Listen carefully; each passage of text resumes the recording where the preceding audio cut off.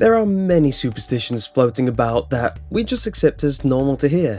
Things like don't walk under a ladder, or don't put new shoes on the table, don't open umbrellas indoors, etc. But these are not global, and other cultures have their own superstitions. And whether they be similar to ours or downright weird, you can't deny that it's fascinating to hear superstitions from other cultures. My choice of country today is Japan. So, here's my top 10 Japanese superstitions. So, we've all heard the phrase, step on a crack, break your mother's back. A common saying that holds no real world meaning, but is it exclusive to Western society?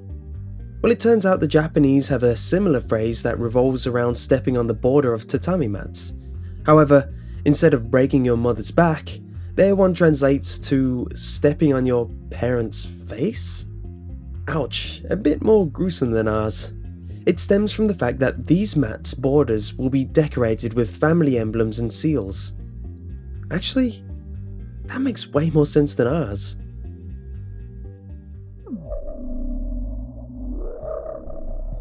While eating rice with chopsticks, be mindful of where you rest them. If you are tempted to just stick them in the big mound of rice and take a drink, don't. You'll get some very uneasy and nasty stares. This is because during a funeral ceremony, a cup of rice, maruka meshi rice to be exact, is left beside the body with two chopsticks standing upright. This rice is left for the deceased and the living should not consume it. It is an offering to ease the spirit. So, when eating rice with chopsticks, make sure to either lie them across the bowl or on a chopstick rest. Need some good luck? Head to a shrine or temple and make a wish. This is a ceremony called Ayakodo Mairi, which basically means the 100 times pilgrimage. However, to make sure it works, you must walk from the shrine's gate to its altar 100 times in a day. And, to give you even better odds, do this walk barefoot. But if that's not your thing, there is another way to make the 100 times pilgrimage. It just takes you walking it once, every day for 100 days. And if your wish comes true, make sure to return to the shrine and offer something like money or simply visit it frequently. A small price to pay if you wish for something big, really.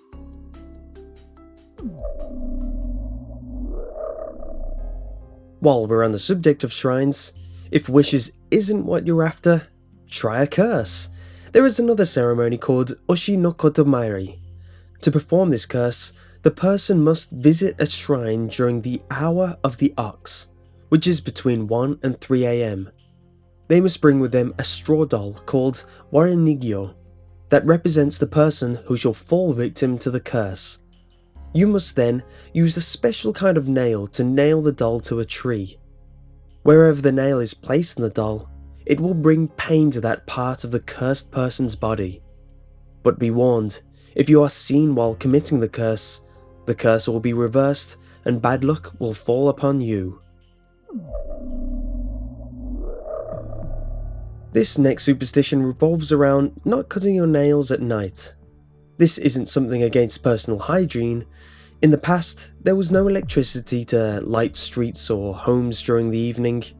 This was seen as the time when evil spirits would be lurking about. It is said that cutting tools had spiritual powers. This even includes fingernail clippers. These cutting instruments created a gap in whatever it was that was cut, and this gap would allow evil spirits to enter the person's being. So, it was rather dangerous to cut anything at night, including fingernails. But if you are dead set on cutting your nails after an evening shower, make sure you do it in a well-lit room. On Japanese tombstones, names are engraved for both the living and the dead.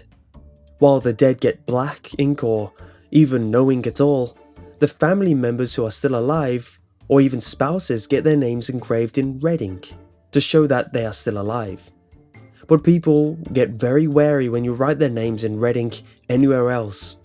It is said to be an ill omen and that they will soon follow their loved ones to the grave.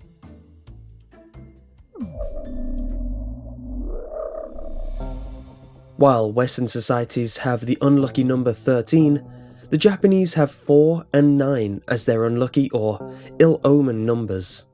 This is because the number 4 is read as shi, which translates to death, and 9 is ku, which is the word for suffering. This is why, in Japanese hospitals, room numbers 4 and 9 are missing, and in maternity wards, the number 43 is missing because shi-san means stillbirth.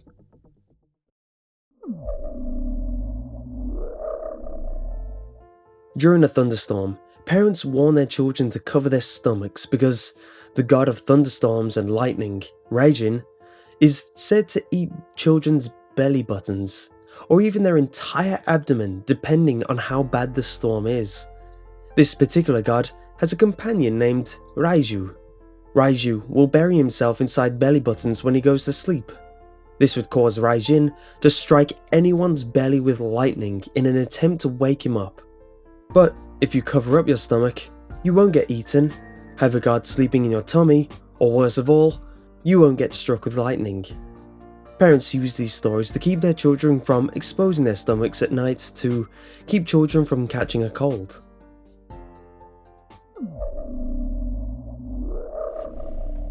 Spiders. Everyone dislikes spiders at least a little bit, right?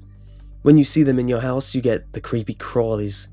But if you see a spider in the morning, don't kill it.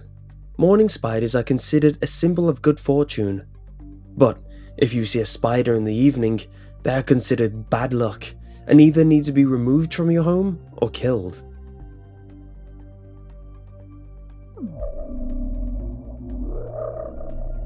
When going to sleep, you should consider which direction you are facing. There's a Japanese superstition that says you shouldn't sleep facing north. In Japan, the dead are buried with their heads facing north, so when setting up beds for the night, the Japanese are very attentive to which direction they face their pillows. If you do face north while sleeping, you are basically calling for bad luck, and even death itself is being welcomed if you sleep with your head facing north.